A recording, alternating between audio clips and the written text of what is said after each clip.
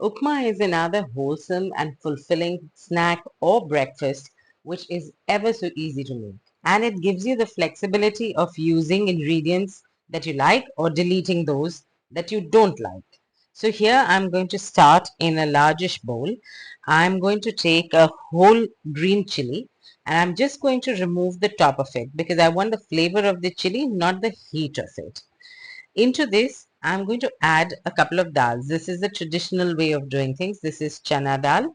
And I'm also going to add some dehusked urad dal or dhuli urad dal. You can use peanuts in this instead of these, or you can use cashew nuts or almonds or even some raisins if you like a slightly sweet flavor in your savory dishes. To this, I'm going to add some mustard seeds or rye or sarso, uh, whatever you call them. Then in goes 1 whole tablespoon of cooking oil. You can use any. I'm using rice bran oil over here. And then I'm going to pop this bowl into the microwave for all of my ingredients in the bowl to roast a little bit. And I want those mustard seeds to also pop a little bit because those mustard seeds are what give the signature flavor to your upma. The other two very distinctive flavors in an upma are crushed black peppers and of course curry leaves, which of course later in the recipe I'm going to show you how to use and at what stage to add. I'm cooking this for 30 seconds in an 850 watt oven, which is what you usually have in your halls of residences or the flats that you stay in. If you find that your oven is of a higher wattage or of a lower wattage, all you need to do is increase or decrease the cooking time inversely. If you still find that confusing, you can find an online calculator. There are lots of them, free ones available, that will help you calculate the amount of time that you need to cook anything in the microwave for. So our 30 seconds are nearly up. I can hear lots of popping going on inside, and of course I can smell the nice aroma as well. So I'm just going to take this out and have a look. Right. Do use something like oven gloves because this can be quite hot, and as you can see, everything is popping and sizzling really nicely. Do you see that? So to this, now I'm going to add my fresh curry leaves. If you can get your hands on fresh curry leaves, amazing. But if you can't, don't worry because there's a really easy method of drying them yourself and keeping them handy. If you want that method, just message me in the WhatsApp group and I will tell you how to go about it. Into this, I am adding 1/4 cup of semolina. Now this is coarse semolina that I'm using because I think for upma that's nicer. It gives you a more wholesome bite. But if you have the fine one, that also works. So don't worry unduly about it. Now I'm going to give this a really good mix because before roasting this semolina, I want to coat it very nicely in the oil that we had put into this. So as you can see, I have coated all the semolina really nicely.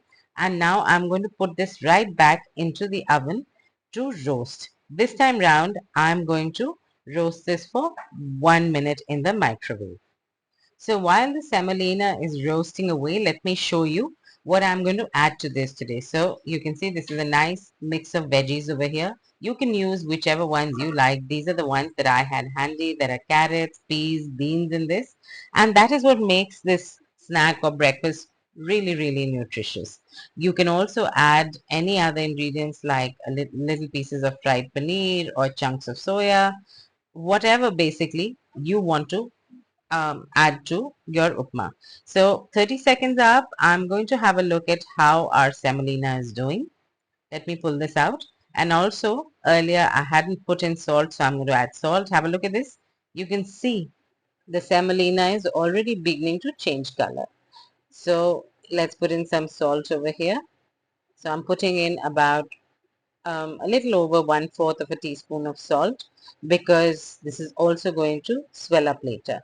And I have also put in about 1/4 teaspoon of crushed pepper over here.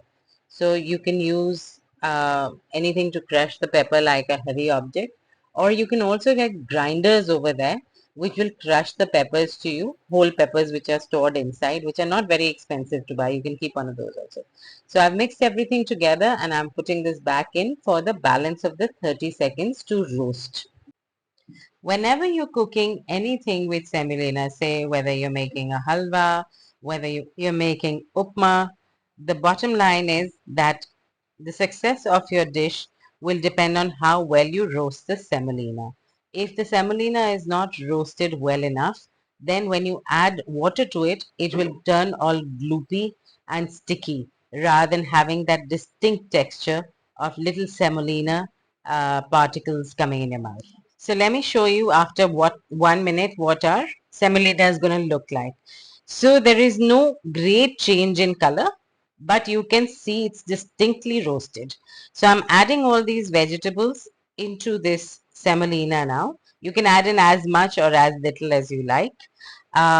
I'm going to keep a balance, so I have put in this. You can also add in onions, the frozen chopped onions that you can get. You can add those also in here at this stage. Now for semolina, there is a thumb rule. Whatever amount of semolina you use, you will need 3 times the amount of water to cook it in after roasting it. And that is when you will get the perfect cooked semolina. So I'm not adding all of it. I have just held back a little bit of the water because that I'm going to determine towards the end of the cooking if it needs more or not. It most likely will, but I'm going to hold back because upma is supposed to be quite dry, not wet. So I'm going to put this right back into the microwave to cook for another 2 minutes now. Since I don't want to bore you unnecessarily while we wait for the upma to cook, I have sped up this video slightly. So during this video, you must have seen various ingredient pictures popping up. By no means am I promoting any brand or supermarket by showing you those. Those are just examples of ingredients that you can get really easily across supermarkets and all countries, in most countries around the world, whether that is UK, US, Canada, etc. So with the magic of speeding up, 30 seconds of the cooking time has elapsed. The upma is coming along really nicely, and I'm going to let it cook for the rest of the minute and a half that it needs to cook for. Now here I'm opening the oven and showing you at what stage the upma is for you to be able to identify with visual cues as well.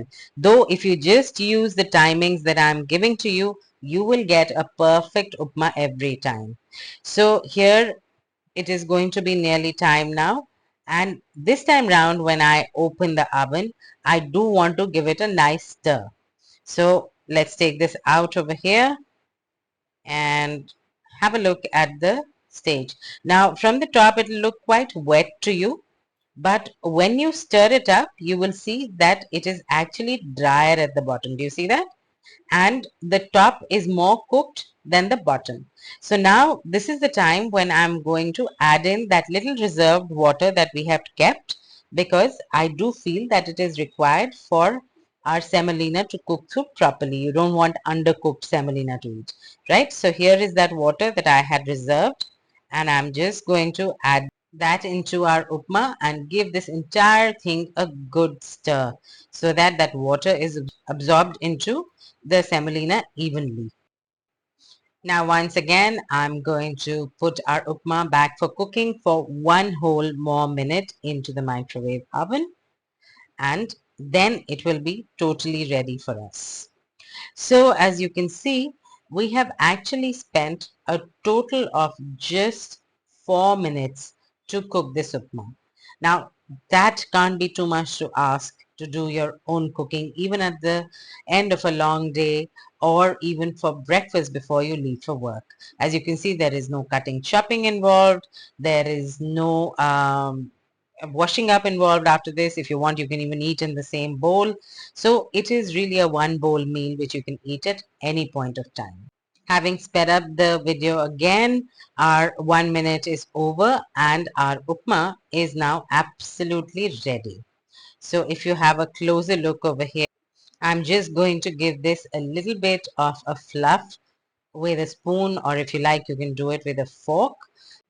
You can stir up a little bit of ghee or butter into this at this stage for little extra flavor, and you can top it up either with roast peanuts, or you can add in some cashew nuts, raisins, some almonds, whatever you like. I've just garnished it with a green chili, and look at that. Doesn't that look delicious?